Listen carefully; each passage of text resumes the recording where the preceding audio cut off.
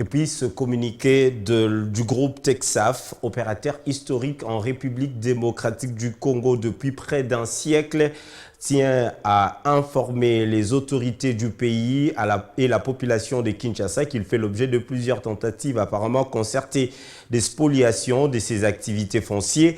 La première concerne la baie d'Ongalema, dans la concession qui abrite les installations de sa filiale UTEX Africa depuis 1926. Le site héberge 330 familles et les bureaux de nombreuses entreprises et organisations internationales. Un groupement d'escrocs tente en effet de procéder sans aucun titre ni droit au morcellement de terrains situés dans les lits majeurs du fleuve Congo en zone marécageuse inondable et réputée non édificante entre la rivière Makelele et la rivière Gombe.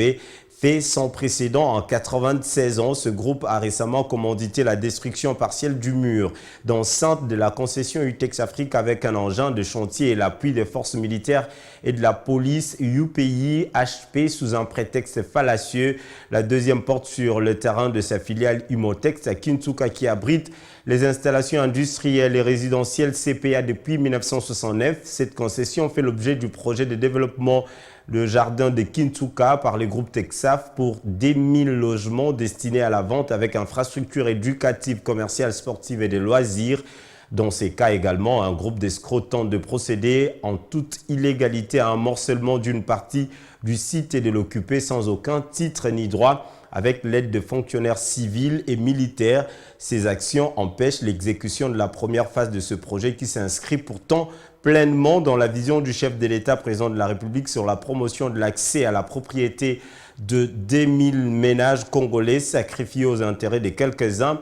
À défaut des titres légaux, ces groupes de malfaiteurs délivrent depuis plusieurs mois des jetons sur ces deux sites qui n'ont aucune valeur légale et qui constituent des promesses de vente en cas de réussite de leurs méfaits. Le groupe Texaf, qui détient tous les titres en cours de validité, démontre ses pleins droits sur les parcelles querellées, attirer l'attention du public sur l'illégalité de ces transactions. Un communiqué signé ce 2 août 2022 par la direction du groupe Texaf.